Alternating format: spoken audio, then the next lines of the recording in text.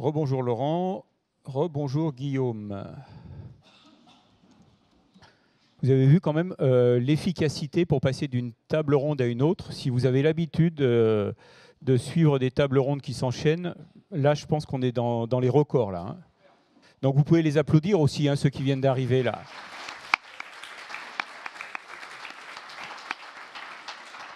Alors, à ma gauche, Laurent Mathiolon, donc, qui à travers Air Nova, propose des solutions de vertiport. On va détailler ça. Et puis, Guillaume Roger, qui, pour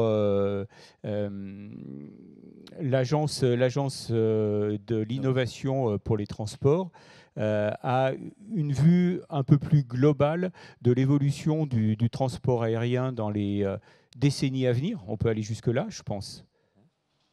Tu te projettes aussi loin ? Oui, alors peut-être en quelques mots, l'Agence d'innovation pour les transports. Voilà, qu'est-ce que c'est ? Alors j'espère que beaucoup d'entre vous connaissent déjà, déjà nos deux précédents. C'est quelque chose de relativement récent. C'est relativement récent. En fait, cette agence, elle a été créée en novembre 2021, donc elle a un peu plus d'un an d'existence. C'est une agence qui est portée par les 3 directions générales du MTECT, donc de notre ministère. Donc la direction générale de l'aviation civile, que tout le monde connaît ici, j'imagine.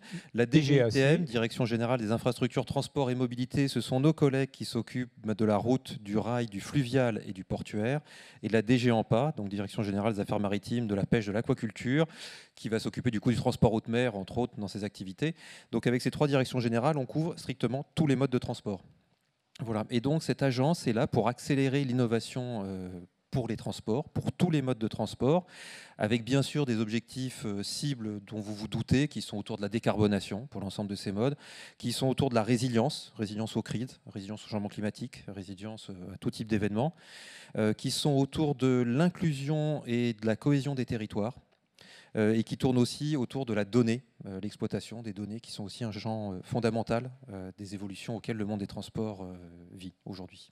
Et alors, avant de prendre la coordination de cette agence, tu travaillais donc au sein du service technique de l'aviation civile, et là, tu menais une veille technologique sur les évolutions dans l'aéronautique, les évolutions technologiques.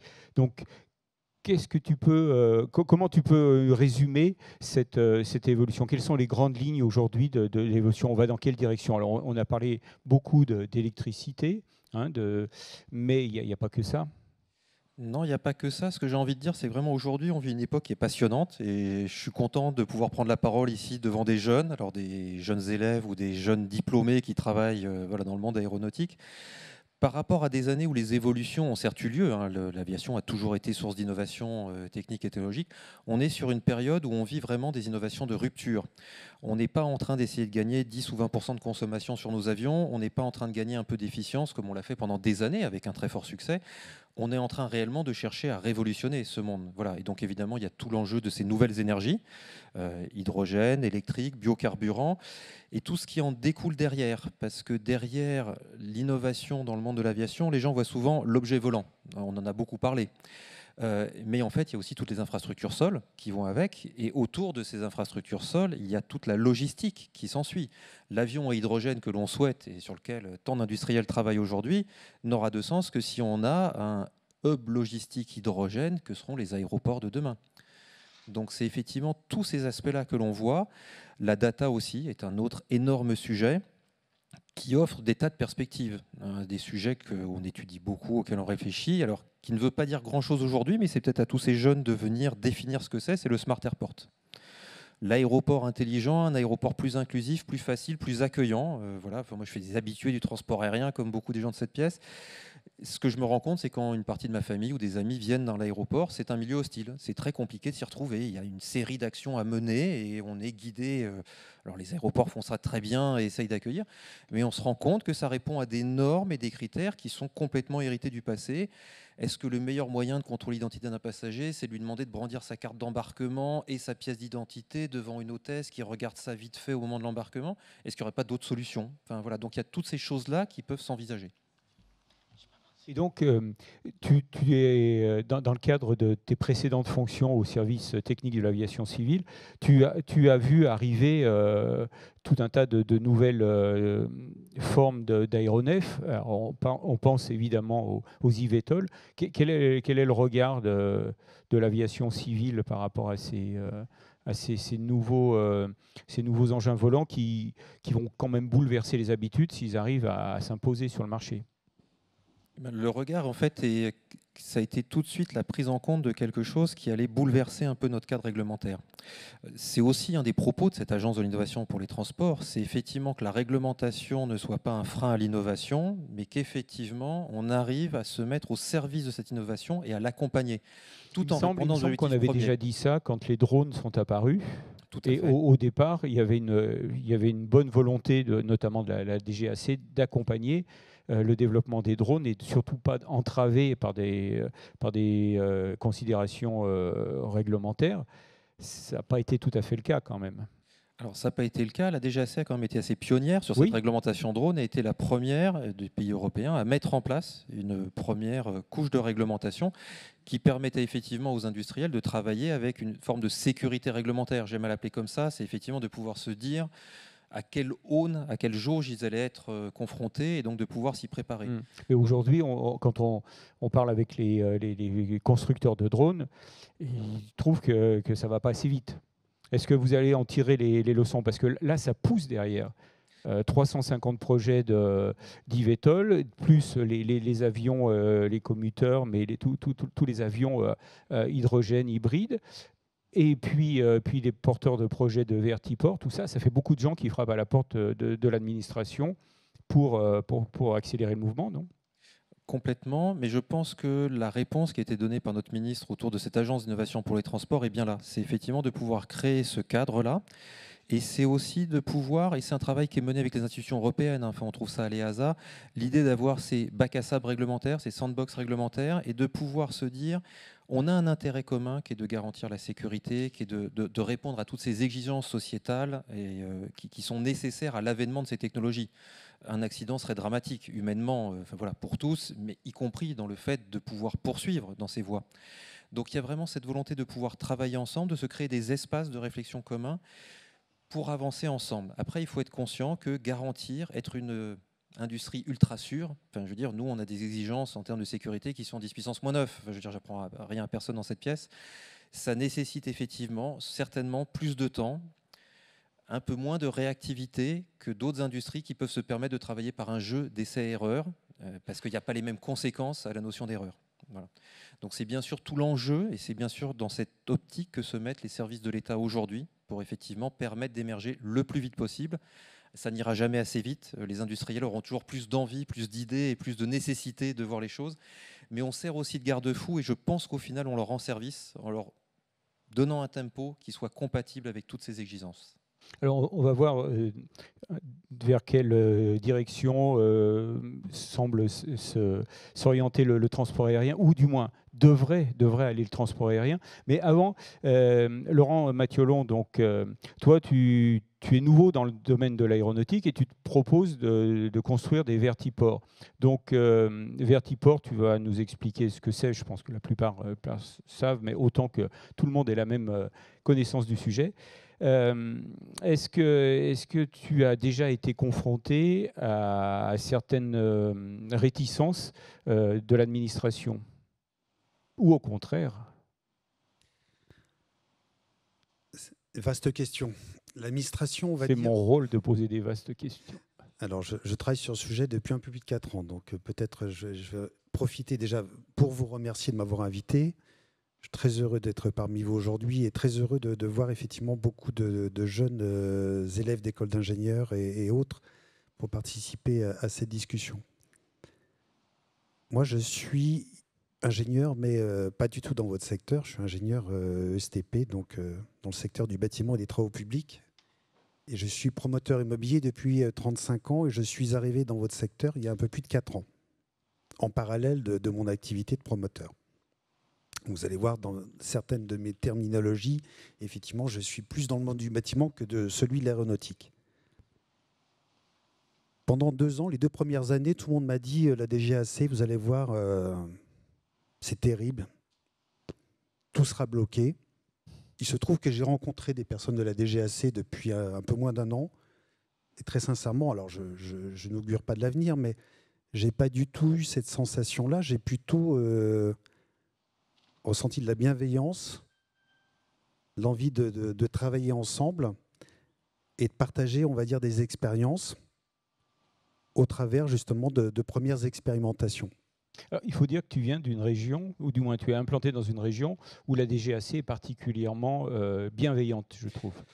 Oui, C'est la région de Bordeaux. exactement. Donc moi, je suis originaire de la région de Bordeaux. Enfin, Il y a un directeur là-bas qui est très très attentif, très ouvert. Absolument, tout à fait. Et puis, l'avantage de ce territoire, c'est que c'est un territoire assez précurseur également en matière de drones et plus largement dans le secteur aéronautique, même si Toulouse est effectivement beaucoup plus connu en la matière.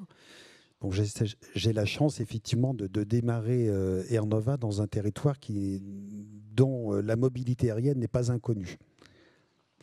Donc moi, je n'ai pas ressenti effectivement ce frein catégorique de l'administration. Alors, j'identifie qu'il n'y a pas que la DGAC qu'il va falloir, avec laquelle je vais devoir travailler. On l'a évoqué tout à l'heure. Alors, il y a tout d'abord les élus qui sont mes premiers interlocuteurs. C'est la région, le département, la communauté d'agglomération, le maire d'une ville. Ce sont les premières personnes que j'ai rencontrées. C'est avec eux que j'ai défini en quelque sorte un peu le cahier des charges de leurs besoins en matière de nouvelles mobilités. Alors, dans les grandes métropoles, on l'a rappelé tout à l'heure, l'espace urbain traditionnel est de plus en plus saturé. C'est d'ailleurs ainsi, je dirais, qu'est né dans mon esprit, effectivement, cette réponse, on va dire, pour répondre à une problématique. Oui, mais justement, précisément, quel a été le déclencheur qui fait que tu te sois intéressé au vertiport comme ça En fait, j'ai dû voir, je pense, une première vidéo du prototype Vana d'Airbus. J'ai répondu à un concours d'innovation de projet immobilier qui s'appelait Décimois Toulouse, organisé par Toulouse Métropole. Sur un site, pour ceux qui connaissent Toulouse, un site en lisière du centre historique qui est à Compense-Caffarelli, dont l'objet était de réaliser un immeuble de bureau 30 mètres de haut. Et j'ai eu l'idée d'intégrer un vertiport. Donc un vertiport, c'est une piste d'atterrissage pour des drones. Et j'ai récupéré quelques jours avant le premier tour quelques éléments du cahier des charges de Vana, ce qui m'a permis d'avoir des éléments de dimension, à la fois du vertiport, de l'appareil, de son poids, de son système de recharge, parce que je n'avais aucune connaissance en la matière. Bon, ce site a été préempté quelques jours après par la Chambre de commerce qui a souhaité faire une extension de l'école de commerce. Mais ce n'est pas grave, je suis revenu à Bordeaux et là j'ai constitué un groupe de travail pluridisciplinaire, architectes, urbanistes, notaires, entreprises de bâtiments, et on a planché sur ce que pourrait être un immeuble urbain d'une certaine hauteur avec pour vocation un vertiport sur le dernier étage. Ce travail, 2 ans après, nous a permis de déposer une demande de brevet en France en 2020, brevet qui nous a été délivré l'année dernière, en 2022. Et là, nous sommes en train de faire étudier ce même brevet en extension européenne en vue d'étendre Air Nova après un maillage du territoire national sur quelques pays européens avec ce même dispositif. Donc voilà un petit peu les grandes lignes des 4 ans que j'ai passé effectivement au travers de multiples contacts avec beaucoup d'acteurs qui sont essentiellement des bureaux d'études du milieu de l'aéronautique, mais également des élus locaux, régionaux, et des constructeurs de drones et d'eVTOL. Voilà, parce que depuis quelques mois, là, j'essaie de parcourir un peu la France pour aller voir de mes propres yeux, toucher les appareils, parce qu'on voit beaucoup d'images de synthèse ou d'éléments, mais c'est bien de voir un appareil en taille réelle, voire même quelquefois de le voir voler, pour essayer de bien comprendre effectivement comment Air Nova peut s'insérer dans cette chaîne qui est un triptyque en fait. Il y a les fabricants d'appareils, il y aura les compagnies qui vont les exploiter, Et moi, je me propose d'être leur piste d'atterrissage, lieu de recharge et lieu également d'entretien. Et on a donc défini une feuille de route pour l'ensemble du territoire national avec différents types de vertiports, pour différents types d'usages de mobilité. Je vais vous apporter effectivement quelques slides et voyant je dirais la grande richesse de questions tout à l'heure, je regrette de ne pas en avoir pris un peu plus pour répondre peut-être à certaines questions. Mais au-delà de l'image, je vais essayer de répondre le plus précisément possible. Alors, sur les vertiports que tu as dessinés, le premier, il peut accueillir combien d'IVTOL simultanément? Parce que si c'est au sommet d'un immeuble, forcément, ça doit être limité. Alors, c'est une bonne question. Alors, au début, effectivement, j'ai raisonné, il y a 2 ans, je pensais ne faire que des vertiports sur des bâtiments au milieu urbain. Et puis, quand j'ai commencé à étudier ce qui semble se dessiner par les ASA et la DGAC comme réglementation sur les corridors, je me suis aperçu qu'effectivement, on n'aurait pas une majorité de vertiports en milieu urbain. On en aurait de temps en temps.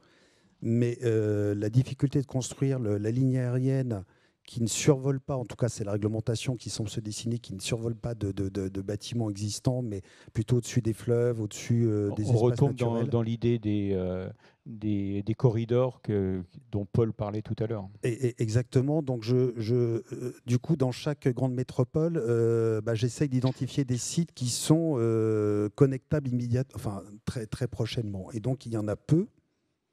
Parce qu'il y a déjà beaucoup de sites qui sont déjà bâtis. Donc j'ai écrit il y a 1 an et demi un business plan sur 10 ans et un plan stratégique avec des objectifs d'ouverture. Les vertiports urbains, c'est une minorité des vertiports que j'envisage de réaliser. Néanmoins, dans les slides qui doivent défiler, il y en a quelques-uns qui sont en images. Mais ce qui est curieux, c'est que toutes les images de synthèse dont tu parlais tout à l'heure, des plus emblématiques eVTOL, c'est des images qui montrent des environnements urbains de mégapoles. C'est Singapour, c'est Sao Paulo, c'est toutes ces grandes villes. C'est pas du tout la campagne. Alors le tout premier là, qui apparaît, je ne pourrais pas vous donner le nom de la ville, mais c'est sur le bassin d'Arcachon et c'est juste en limite de l'eau. Voilà, c'est un parking silo qu'on réalisera de 200 places à la demande de la ville et au-dessus duquel on aura un vertiport pour drone. Et qui seront les clients qui achèteront un billet pour voyager dans l'eVTOL? Alors là, on a imaginé, là c'est le cahier des charges de la ville, 2 types de destinations, principalement le transport de personnes depuis l'aéroport de Mérignac. C'est quel temps de vol? C'est un corridor qui va faire à peu près 45 km. Donc je dirais peut-être à peu près une vingtaine de minutes. Alors après, je laisserai plutôt les fabricants d'eVTOL préciser ça, mais en tout cas, c'est l'échelle. Et la deuxième fonction, c'est du fret. Et depuis 2 ans, la demande politique que je reçois le plus fréquemment, c'est effectivement la logistique urbaine. La logistique urbaine, l'idée étant d'avoir... on a beaucoup, dans toutes les grandes villes maintenant, on a des centres de stockage, des plateformes de plus en plus modernes d'ailleurs, qui sont à 20-30 km. Et ces plateformes, elles peuvent être équipées d'un vertiport au sol, qu'on appelle Vertistation chez Air Nova. Et elles peuvent relier ensuite une ville, ou tout proche de son centre-ville. Je ne suis pas sûr qu'on arrivera à rentrer dans l'hypercentre, pour les raisons que j'évoquais tout à l'heure, ou alors à quelques rares exceptions près, le long d'un fleuve. Là, on en étudie un actuellement dans le centre-ville de Nantes, où on est au bord du fleuve. Donc là, on a toutes les conditions requises. Mais c'est très rare de trouver un emplacement disponible de cette nature-là. Donc on sera plutôt en périphérie du centre historique, à 2-3 km, on va dire, des commerces traditionnels.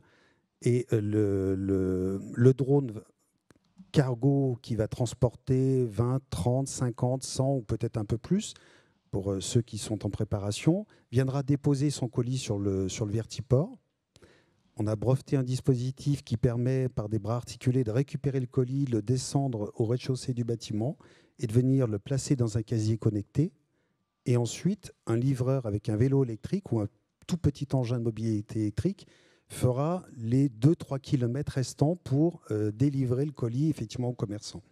L'objet, ce n'est pas de remplacer le SMIRMOR qui va livrer le supermarché de centre-ville, mais c'est de pouvoir délivrer le colis du commerce traditionnel. De lui apporter également, par la même occasion, un avantage concurrentiel par rapport au e-commerce. Parce qu'aujourd'hui, le e-commerce, c'est une livraison très rapide. Le commerce traditionnel, il n'est pas en capacité de pouvoir livrer son client aussi rapidement. Et avec ce dispositif, on va lui permettre, s'il a effectivement le produit à quelques dizaines de kilomètres dans une plateforme logistique, de pouvoir récupérer et de pouvoir avoir cet avantage encore plus rapide que le e-commerce en livraison. Voilà, donc ça, c'est effectivement un premier exemple. Ensuite, il y en a un deuxième, c'est pas Singapour. Hein. On a mis Lyon en fond d'image, même si pour l'instant le sujet n'est pas à Lyon, mais on étudie. Oui, je pensais plutôt à Volocopter qui nous montre régulièrement Tokyo, Singapour, Dubaï, Paris avec les Jeux Olympiques. Alors, je vais pas, surtout pas chercher la polémique. Non, mais on n'est pas là pour ça. Hein. Ce que j'observe effectivement quand je vois des images de synthèse, c'est un bon exemple parce que j'ai vu souvent chez certains de nos confrères des images de bâtiments d'une telle dimension qu'en dehors de Singapour et Shanghai, je ne vois pas en France, peut-être quelquefois à la Défense, je ne vois pas comment on pourrait reproduire ces bâtiments de manière répétitive. Donc moi qui suis issu du milieu de la construction, j'ai raisonné avec des bâtiments de dimension standard. Donc il doit y avoir une slide où on voit un bâtiment urbain. On a mis Lyon en fond d'image, mais en l'occurrence, c'est une autre ville où on étudie ça, qui est un immeuble de bureau ou qui pourrait être un hôtel avec un vertiport de 20 mètres sur 20 mètres. Et en l'occurrence, sur ce bâtiment, on a imaginé un espace d'un côté pour le transport de passagers et de l'autre côté pour le drone cargo, avec une liaison verticale qui est indépendante du fonctionnement du bâtiment. Voilà, parce qu'on imagine que les flux générés par le transport par drone ou par eVTOL doivent être indépendants du fonctionnement du bâtiment qui finalement est juste là pour servir de support d'élévation. Pour l'instant, le seul vertiport qu'on a en France, moi je trouve qu'il ressemble plus à un aéroclub qu'à un vertiport du futur, c'est celui de Pontoise où ADP a mis 2 Algeco et puis un eVTOL devant. Est-ce que c'est ça en définitive qui est le futur, Guillaume? Le futur, il reste encore très largement à écrire aujourd'hui. Enfin, on voit en fait, très concrètement, je pense qu'on est dans la situation où le frein technologique est levé. On sait que c'est technologiquement faisable. Je pense que plus personne n'a de doute là-dessus. La question maintenant, c'est quel en sera l'usage, quel en sera le service que l'on veut rendre. On a effectivement évoqué, j'en suis très heureux, le transport de fret, parce que c'est effectivement un enjeu, et pendant la crise Covid, ça nous a rappelé aussi toute l'importance de cet aspect-là, et c'est un enjeu majeur pour nos sociétés, nos civilisations en ce moment. Donc effectivement, il y a le transport de passagers, il y a le transport de fret, et comment est-ce que ces nouvelles possibilités techniques, technologiques seront mises au service des concitoyens pour une utilité collective qui augmente. Voilà. Et donc c'est bien ça la question. On l'a souligné, le transport aérien urbain existe déjà dans certaines métropoles. Aujourd'hui, on le fait avec des hélicoptères depuis de très nombreuses années. On voit très facilement comment et pourquoi on pourrait mettre en place à la place des VTOL. On voit très bien comment une hélistation peut être convertie en vertiport. Enfin voilà, ce genre de choses. Maintenant, dans des zones qui aujourd'hui n'ont pas encore déployé ce type de mobilité, la question se posera de se dire dans quelle mesure et dans quelles conditions et sous quelle forme et dans quelle manière cela doit se faire. Moi, j'aurais un peu envie de renvoyer ça à une autre échelle. C'est qu'aujourd'hui, la responsabilité de ce déplacement urbain, ce sont les autorités organisatrices de mobilité, AOM. Voilà, j'ai appris ça avec mes camarades de la DGITM. C'est effectivement ces autorités organisatrices de mobilité qui sont au niveau des régions, au niveau des métropoles, de définir quel est le bon usage et la bonne manière de se déplacer. C'était tes premiers interlocuteurs, Laurent. Totalement. Moi, en fait, ma feuille de route, il y a une slide à un moment donné, vous allez voir une métropole type. Il n'y a pas de nom, mais on a réfléchi avec l'agence François Leclerc, qui est urbaniste architecte, qui est urbaniste notamment de Remède à Marseille et de beaucoup de grandes zones d'aménagement. On a réfléchi à, dans une métropole type, où est-il intéressant d'avoir un vertiport. Bon, on n'a pas inventé quelque chose. On a repris des choses simples partout où il y a du flux. La gare, l'aéroport, les espaces sportifs, les espaces de loisirs et les centres d'affaires. Et j'ai rajouté depuis les plateformes logistiques.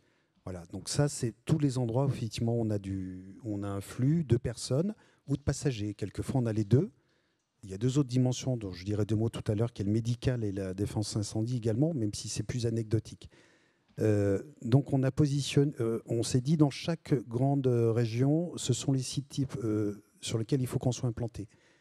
Et ensuite, pour savoir où sont ces sites sur chacune de ces régions, c'est très simple, ce sont les élus locaux qui les connaissent. Ils connaissent nettement mieux leur territoire que je n'oserais leur suggérer. Donc moi, je rencontre chambre de commerce, conseil régional, départemental, les élus des grandes villes, qui souvent me renvoient également, quel que soit le bord politique. D'ailleurs, c'est assez amusant parce qu'il y a une envie vraiment là, il y a presque un bien commun. Donc, ils m'expliquent avec quelle ville ils ont un maillage économique intéressant et qu'ils souhaitent développer. Et donc, je vais par ricochet voir la ville suivante. Donc, j'ai fait ce travail d'abord sur le territoire de la Gironde. On a à peu près une dizaine de sites identifiés sur lesquels on travaille. Depuis, je m'intéresse également au Pays de la Loire. On a identifié une dizaine de sites. On en a 2 sur lesquels nous travaillons. Et puis plus récemment, et là, c'est pas moi qui ai pris l'initiative, j'ai plutôt été contacté depuis quelques mois, toute la façade méditerranéenne. Et j'ai bon espoir d'arriver à Toulouse, que j'avais pris dans ma roadmap juste après Bordeaux, mais j'ai été absorbé par d'autres lieux. Guillaume, si on parle maintenant de l'aéroport, aujourd'hui, l'aéroport, on en a parlé un petit peu de l'accessibilité avec un Yvetol qui irait du bassin d'Arcachon à l'aéroport de Mérignac. Bon, c'est un début. Là j'ai une remarque sur le chat. Un aéroport accueillant, point d'interrogation, il suffit de ne pas prendre le RER pour y aller. Il précise le RERB, ça doit être un Parisien, oui. Alors déjà, il a presque de la chance parce que beaucoup d'aéroports ne sont reliés à aucun système de transport en commun, voilà. Ou en tout cas à part des navettes aéroports mises en place exprès. Mais avoir la chance d'avoir un RER ou un métro ou un tramway comme nous à Toulouse, c'est déjà pas tous les aéroports. Et effectivement, là, est-ce que ça ne sera pas ça, peut-être les premiers axes de développement, c'est de reconnecter l'aéroport à la ville, à son territoire? Alors complètement, c'est vraiment cette notion d'intermodalité. Et moi, j'aime bien prendre cet exemple. J'ai arrêté de dire que je prenais l'avion parce que c'est un mensonge, ça n'est pas vrai. Voilà, je suis venu de chez moi jusqu'à l'Aéroclub de France. Pour ce faire, j'ai commencé par partir de chez moi à pied, rejoindre une bouche de métro, prendre un métro qui m'a amené à un tramway qui m'a amené à un aéroport, passer toute une série d'étapes nécessaires dans l'aéroport avant de prendre un avion qui m'a amené à Orly, prendre un VAL, prendre le RER et enchaîner avec un métro. J'ai utilisé au final 6 ou 7 modes de transport différents. L'avion n'est même pas la part majoritaire. J'ai passé qu'1 heure dans mon avion. J'ai passé plus de temps dans des métros et dans des RER. Et au final, moi, ce que je voulais, c'était un service de mobilité qui me permettait d'être, et j'en suis ravi, ici aujourd'hui parmi vous. Voilà, et qui me permettra de retourner ce soir chez moi dans ma famille. Et c'est effectivement cette approche-là qu'il faut avoir. C'est vraiment cette complémentarité et cette réflexion sur le trajet global, sur ce service global. Et effectivement, vous l'illustriez, pour aller du bassin d'Arcachon et retourner à Paris, peut-être pour un Parisien, et ben peut-être que ce moyen de transport aérien, ce vertiport, sera le moyen le plus commode d'accès pour une des étapes qui lui permettra de les enchaîner. Donc c'est vraiment sur cette intermodalité, cette fluidité aujourd'hui que l'on travaille. Ça fait partie des projets qu'ont accompagné l'Agence de l'innovation. On travaille avec toutes sortes d'entreprises. Concrètement, ça peut être quoi comme intermodalité? Parce qu'aujourd'hui, les aéroports, les grands aéroports, du moins les grandes sociétés aéroportuaires comme Aéroports de Paris ou Vinci, communiquent énormément sur tous les systèmes qui mettent en place pour le filtrage, pour faciliter la fluidité des flux au sein de l'aéroport. Mais on en reste toujours à la même chose, c'est comment on arrive à l'aéroport et comment on en repart. Est-ce qu'il y a déjà outre si c'est les tramways, est-ce qu'il y a d'autres choses de plus innovantes? Non, aujourd'hui, les réflexions sont autour d'utiliser les données. On avait dit la data est là pour nous aider. C'est effectivement ces interconnexions entre différents modes de transport. C'est d'avoir des horaires de train, des horaires d'avion, des horaires de RER qui soient coordonnés, concertés, qu'il y ait une certaine logique ou cohérence entre elles. et même imaginer à terme qu'on puisse imaginer une correspondance entre un avion et un train. C'est des projets sur lesquels on travaille en ce moment avec Aéroports de Paris, avec la SNCF, mais qui sont très complexes parce que dès qu'on tire ces sujets-là, on voit tous des enjeux de responsabilité et donc le retard de l'un impacterait l'autre, mais le coût économique associé. Et un avion en retard, est-ce que la SNCF modifierait sa grille de programmation? Mais ils ont des sillons à respecter sur leur voie. Enfin, y a un ensemble Ça ne doit de pas être choses. facile dans un contexte comme celui actuel où la SNCF passe son temps à taper sur l'avion et à utiliser l'avion comme axe de communication. Quand vous vous retrouvez dans une salle de travail, ça se passe comment? Alors, en fait, ça se passe bien parce que contrairement à ce qu'on peut croire, en fin de compte, et c'est vraiment tout le travail qu'on mène au sein de l'AIT, c'est cette vision que les modes de transport sont complémentaires. Ils ont chacun un rôle dans un service rendu. Ce n'est pas le même service, ce n'est pas le même usage que de prendre un train ou un avion. Et puis, on se rend compte qu'en fait, les choses se font très naturellement. La ligne aérienne Paris-Lyon a disparu très naturellement quand le TGV est apparu et qu'effectivement le service rendu par le train faisait qu'il n'y avait plus de nécessité, il n'y avait pas vraiment de plus-value à maintenir cette ligne aérienne. À l'inverse, on voit bien qu'en fait l'usage de ces différents modes de transport trouve sa place de manière plus ou moins naturelle. Il y a une certaine distance à partir de laquelle l'aérien devient nécessaire.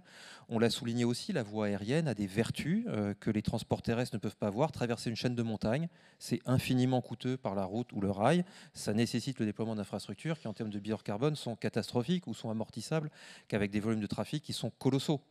Voilà, et qui ne sont pas forcément nécessaires dans chaque région.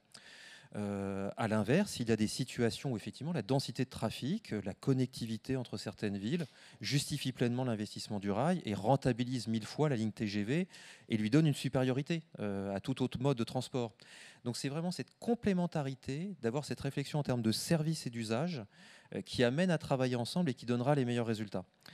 Je participe à des tonnes d'instances internationales, l'International Transport Forum. L'enjeu de la décarbonation, il est commun. Et les voies de décarbonation se recouvrent. Les Sustainable Aviation Fuel, donc ces biocarburants, ces biokérosènes, bien évidemment que le transport routier longue distance entend bien aussi pouvoir en profiter, mais on sait que cette production sera en nombre limité parce qu'on ne veut pas empêcher de nourrir les populations, on en a parlé à un moment, et qu'on veut bien utiliser, alors oui c'était ce matin pendant le hackathon qui était passionnant, et effectivement, et qu'on veut utiliser à bon escient ces possibilités pour chacun des usages possibles. Et c'est vraiment cette coopération et cette vue globale, cette optimisation holistique et globale intermode de transport qui permettra de répondre aux enjeux. Parce qu'au final, la pollution par le carbone, que la molécule de carbone ait été trop produite par une voiture, un train ou un avion, on est tous impactés de la même manière. Donc décarboner l'aérien en empêchant de décarboner les autres modes de transport et inversement, ça n'a pas de sens. Merci. Tu voulais ajouter quelque Oui, chose? oui. Après, on vous passera la parole pour les questions. Oui, moi je partage totalement cet avis. Je pense qu'on va en fait le Vertiport, c'est une pièce complémentaire dans le puzzle. On ne va pas remplacer ni le train ni le camion. On va apporter une nouvelle mobilité, on va dire. Une nouvelle mobilité qui a un énorme avantage, c'est qu'elle va être décarbonée. Alors peut-être pas totalement au début, parce qu'effectivement, sans entrer dans des sujets trop techniques, effectivement les batteries ne sont pas encore prêtes en termes d'autonomie, mais on sait que beaucoup sont en train de travailler sur l'hybridation, voire électricité et hydrogène. Et donc, moi, je crois beaucoup à des sites où on va avoir plusieurs objets de mobilité, y compris avec les moyens routiers traditionnels, et des hubs logistiques, enfin, je parle surtout transport de colis, mais qui peuvent aussi recevoir des personnes, où on va pouvoir également produire de l'énergie. C'est une question qui a été posée tout à l'heure. Donc, nous, on prône sur nos vertiports, à chaque fois que nous le pourrons, même en milieu urbain, d'avoir une partie en production en photovoltaïque. Je n'ai pas le temps de le dire tout à l'heure, mais on prévoit de stocker sur chacun de nos sites de l'énergie en batterie et en hydrogène de manière à assurer du H24, parce qu'on aura sur certains sites avec une utilisation médicale, mais également défense incendie, une obligation de fonctionnement H24.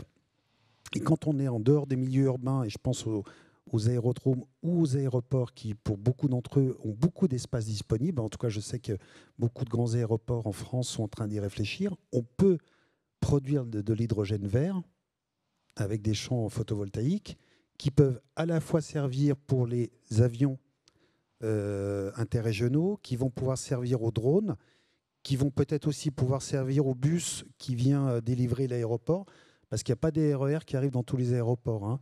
Et quand on a un moyen de transport, en tout cas Bordeaux va être équipé d'un tram là, dans quelques semaines. La liaison de Mérignac au centre de Bordeaux, en tram, c'est près d'1 heure. C'est très bien. Mais 1 heure, c'est quand même une durée relativement conséquente. Et je parle du centre, et si on va un peu plus loin, ayant mes bureaux au bassin à flot, pour ceux qui connaissent, au nord de Bordeaux, c'est même 1 heure et demie. Donc malheureusement, le tram n'est pas le meilleur moyen. Donc je pense effectivement, voilà, là vous voyez l'image de ce qu'on appelait le VertiHub chez Airnova. C'est sur des sites qui seront éloignés des centres urbains, qui pourraient être sur des aérodromes aujourd'hui peu utilisés, où nous aurions plusieurs pistes d'atterrissage, plusieurs espaces de recharge électrique hydrogène, des hangars d'entretien pour les compagnies qui vont exploiter ces appareils, et je l'espère juste à côté, dans les espaces verts qu'on voit autour, de la production d'énergie renouvelable. Et on y accède comment à ces VertiHub?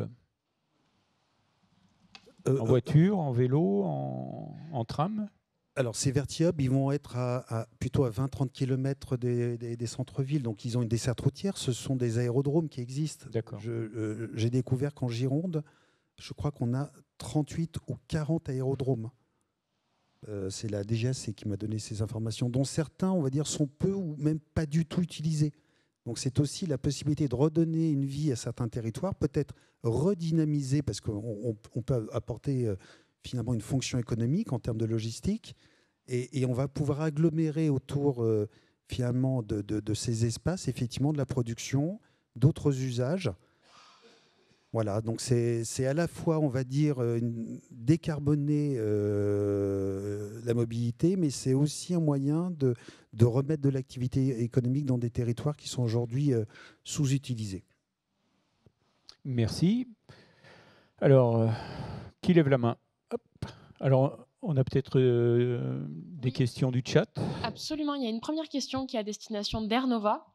En l'occurrence, est-ce que vous intégrez la pensée analyse de cycle de vie dans la construction de vos bâtiments? Et dans cette perspective, pensez-vous intégrer des néomatériaux dans vos infrastructures de sorte à les rendre plus durables? Car on le sait, l'empreinte environnementale du bâtimentaire n'est pas des moindres, et pas seulement du point de vue carbone.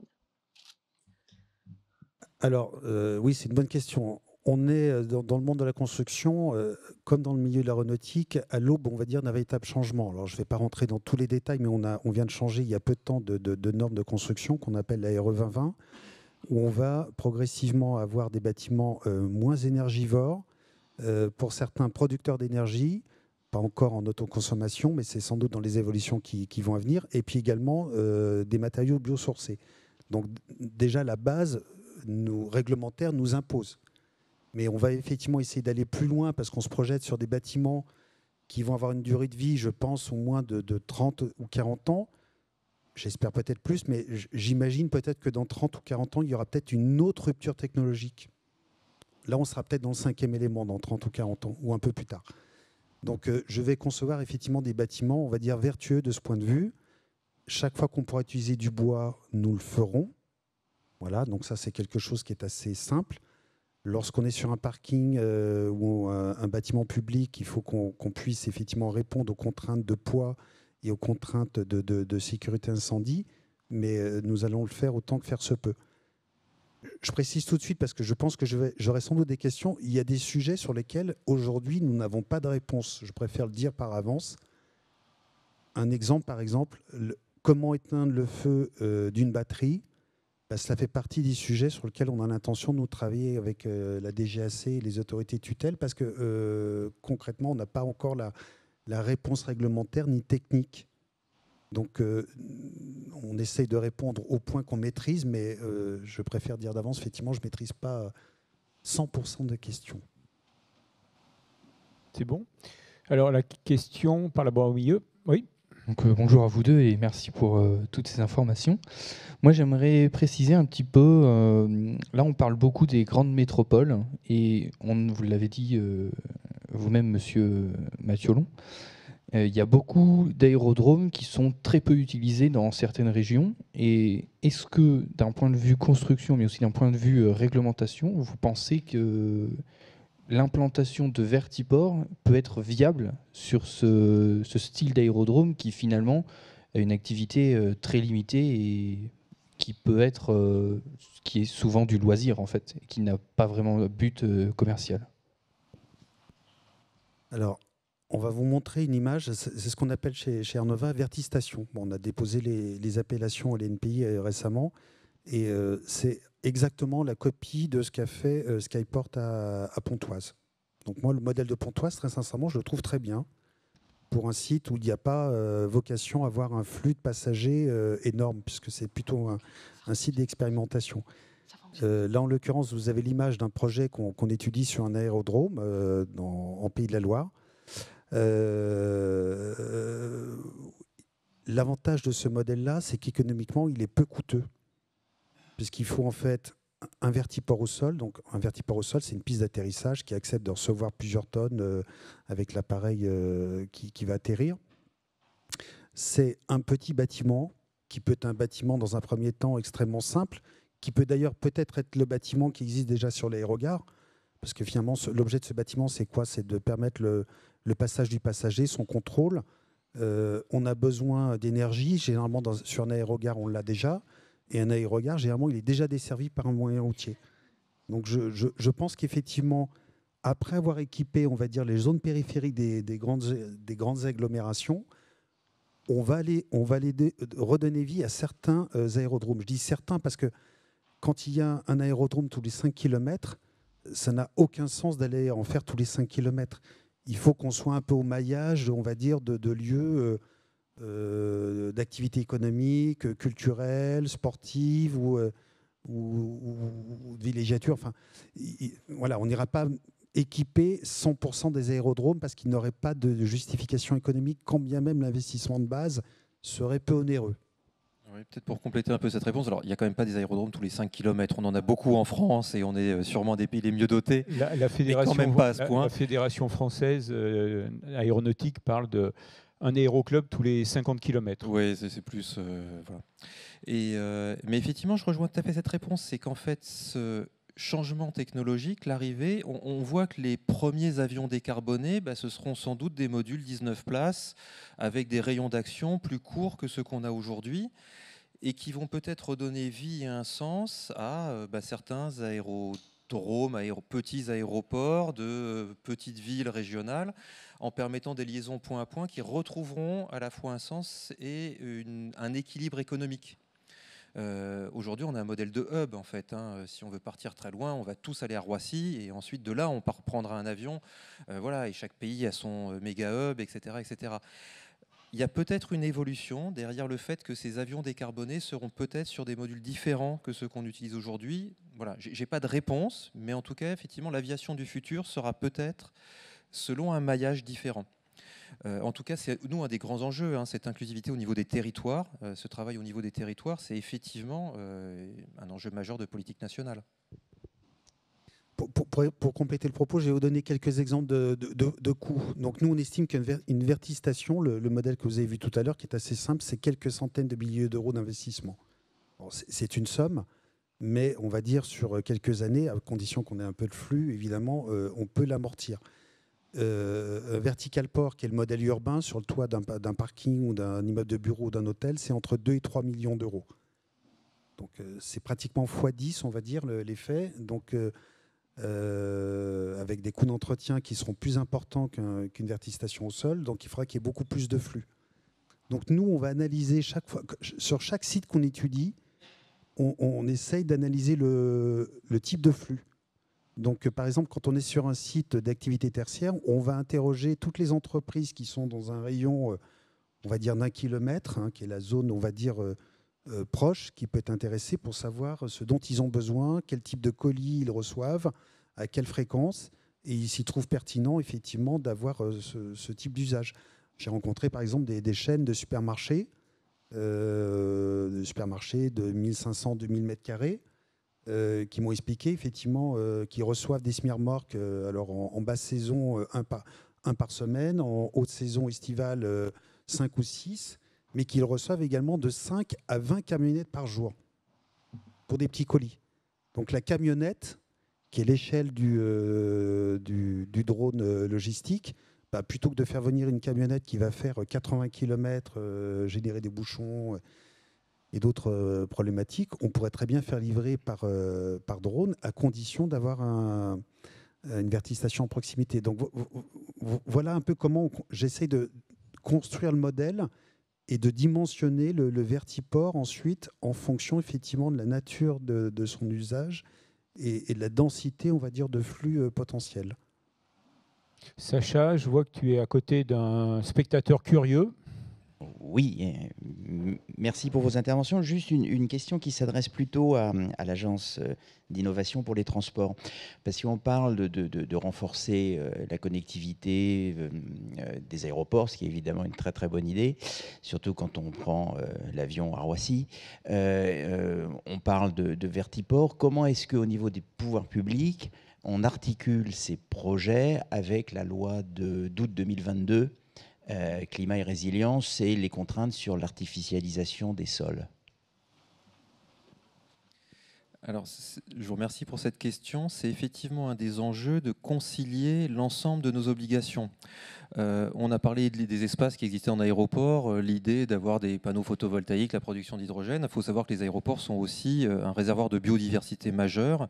Et je vois Odile qui applaudit derrière. Voilà. Et donc, il y a effectivement un enjeu de ne pas obérer et de ne pas dégrader un facteur positif du milieu aéroportuaire pour couvrir autre chose.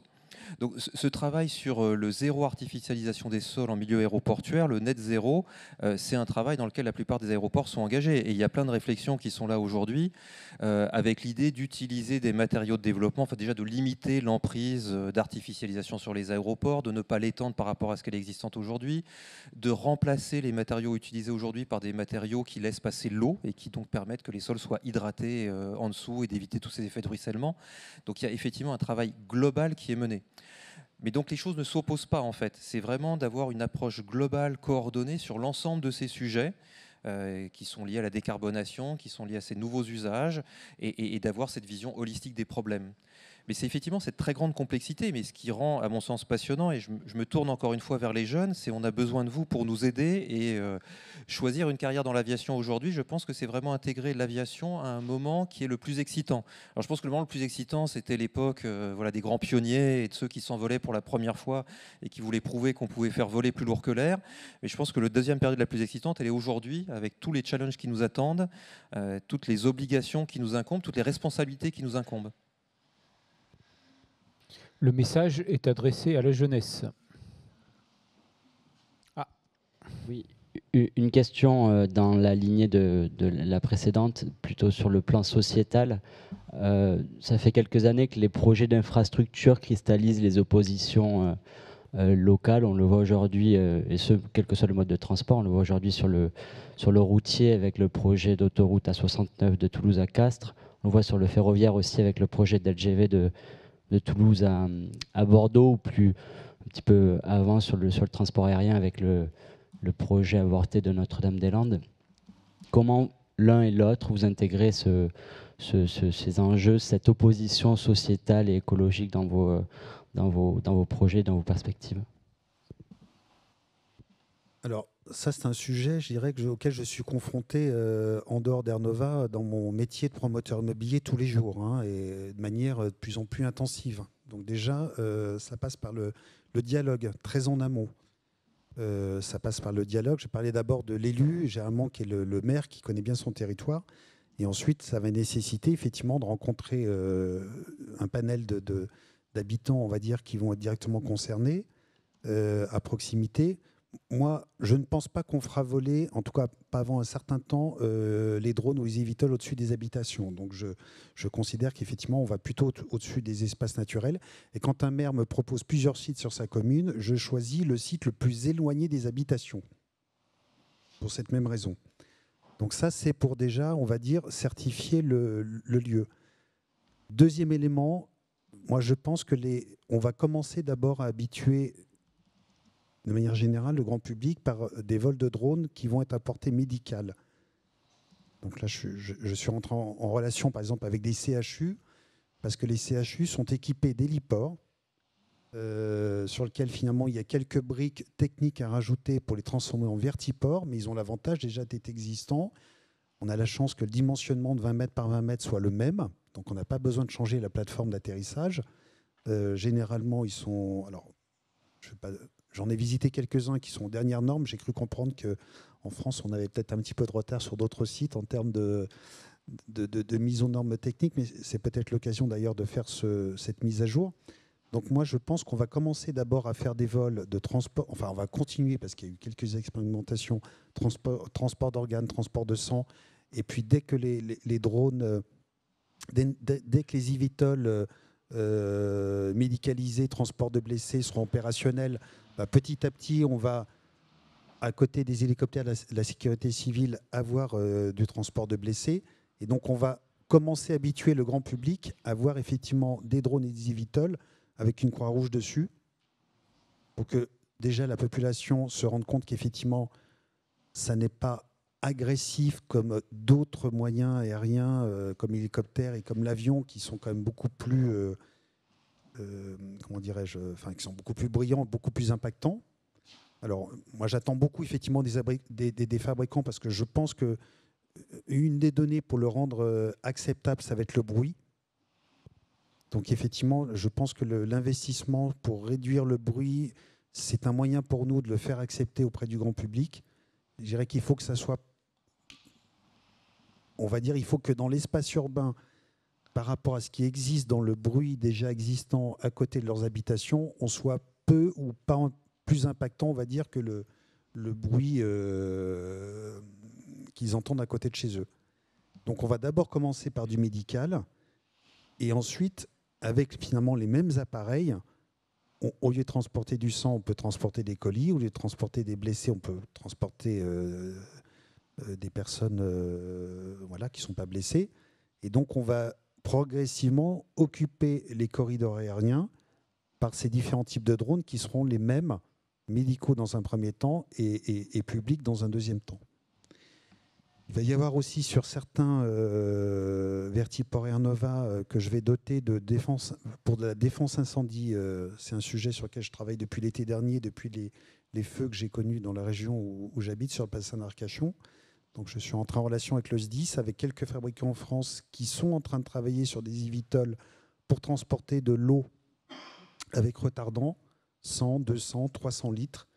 Et pour avoir discuté avec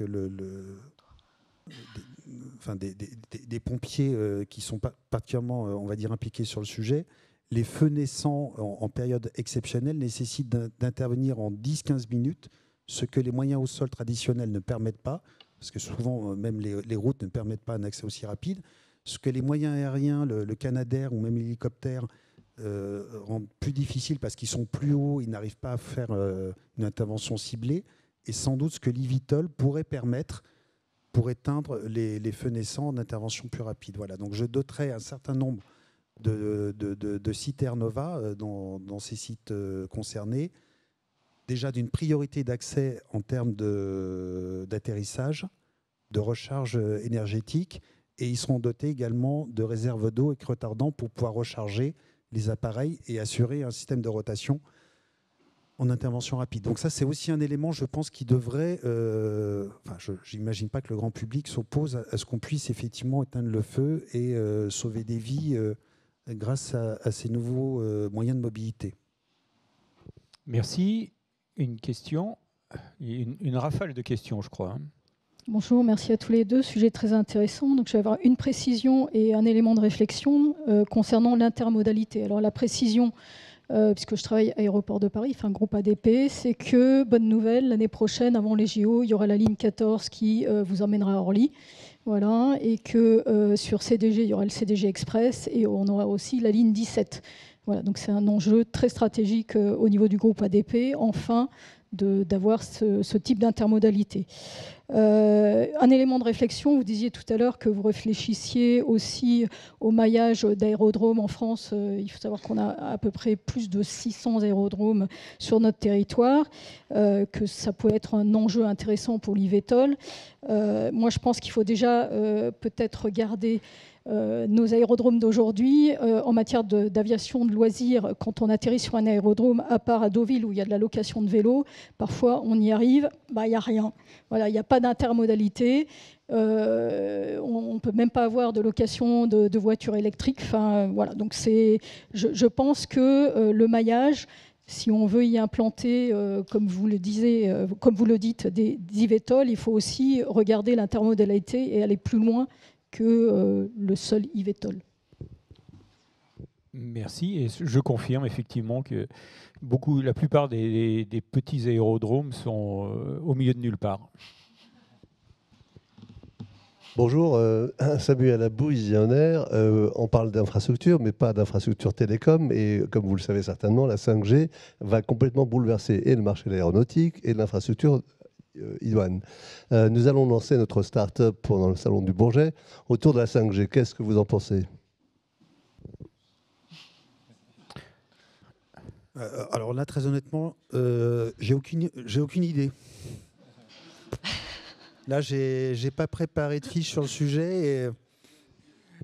Guillaume, au secours, Guillaume. Oui, voilà, c'est ça, c'est pour moi. Attendez, on va vous redonner le micro parce que nos amis sur le... En tout cas, le sujet est très vaste, donc je pourrais en discourir, mais peut-être... Non, mais je voulais vous aider. Enfin, je vais vous aider. En fait, l'infrastructure télécom est essentielle dans ce que vous voulez faire, puisque finalement, la 5G va bouleverser donc la logistique, les transports, etc.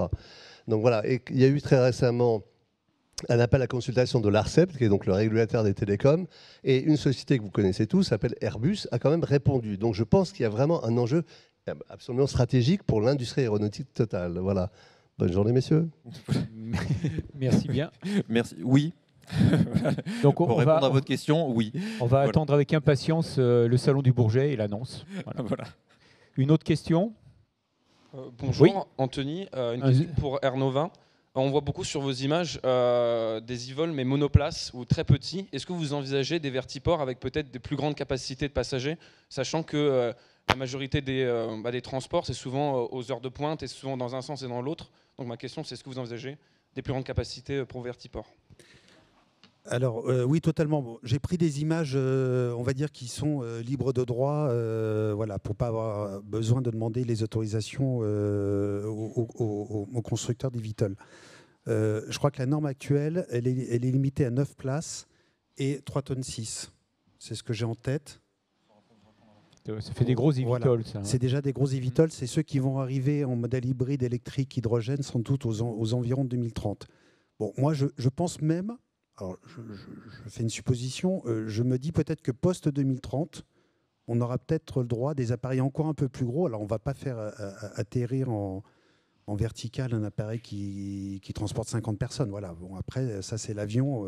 Voilà, c'est pas l'objet. Mais en tout cas, je mettrai dans mon cahier des charges de vertiport, notamment le vertical port qui est au-dessus d'un bâtiment, une surcharge légèrement supérieure à celle-ci. Parce que je pense qu'effectivement, en transport moyenne distance, on va dire, c'est-à-dire plus de 50, 100 ou 150 km, il y aura peut-être à un moment donné une rupture technologique qui permettra à des appareils effectivement un peu plus importants de transporter un peu plus de personnes. Est-ce que ça ira jusqu'à 19 ? Est-ce que ce sera inférieur ? Franchement, je n'ai pas d'idée. Voilà. Mais comme ces infrastructures, je pense qu'elles auront une durée de vie d'au moins, j'espère, au moins une trentaine d'années. L'amortissement des différents modèles qu'on a modélisés financièrement, c'est entre 6 et 10 ans. Donc, il faut déjà au moins qu'on les utilise sur cette période-là. On pourra peut-être les upgrader au bout de 30 ans en fonction des ruptures technologiques. Parce qu'on disait tout à l'heure, je ne sais plus qui avait posé la question, on ne va pas faire des vertiports tous les 2 km. Hein. Quand on voit les contraintes de corridors, de position des bâtiments qui sont à côté, de flux, je pense que quand on aura un vertiport à un endroit, on aura une zone de chalandise un peu exclusive. Je ne serai pas le seul opérateur. J'espère être leader sur le marché national. Aujourd'hui, on étudie déjà une vingtaine de sites. Mais il ne faut pas qu'on soit obsolète dans 15 ou 20 ans. Voilà. Merci. Alors, la dernière question, Clara, C'est ça, pour le chat. Elle provient du chat. C'est une question recrutement qui s'adresse à vous deux, mais qui rejoint ce que vous disiez, Monsieur Mathiolon, sur le fait qu'il y a 2 secteurs d'activité qui se croisent, donc le bâtiment et l'aéronautique. Donc, arrivez-vous à trouver facilement toutes les compétences dont vous avez besoin pour vos projets respectifs? Est-ce que les profils se présentent à vous? Est-ce que vous allez à leur recherche? Et si oui, allez-vous toujours vers les écoles, et je cite les guillemets, conventionnelles, ou est-ce que vous élargissez un peu plus la provenance de vos salariés, de vos collaborateurs?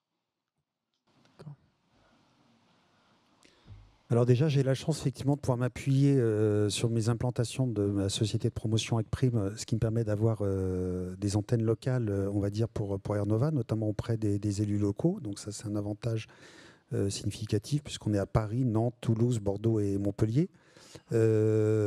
Ensuite, dans les personnes qui travaillent avec moi chez Air Nova, c'est déjà relativement... Enfin, ce sont des personnes avec des profils assez pluridisciplinaires. Donc je ne suis pas arrêté sur un profil type de personne, d'école ou de formation. Alors comme je ne suis pas de l'aéronautique, j'essaie plutôt de m'entourer de personnes qui sont plus sachantes que moi, voilà, de manière à avoir des compléments on va dire de savoir-faire.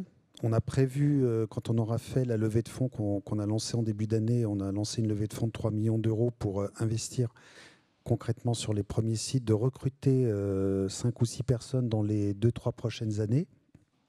Et donc je pense qu'il y aura naturellement peut-être déjà des personnes qui pourront faire un stage venant de certaines de vos écoles, et puis ensuite qu'on pourra intégrer dans l'entreprise, ce que je fais déjà chez Acprime, où j'ai formé en 11 ans un peu plus de 30 stagiaires, et j'ai transformé ces stages pour à peu près un tiers des personnes en salariés en CDI. Voilà.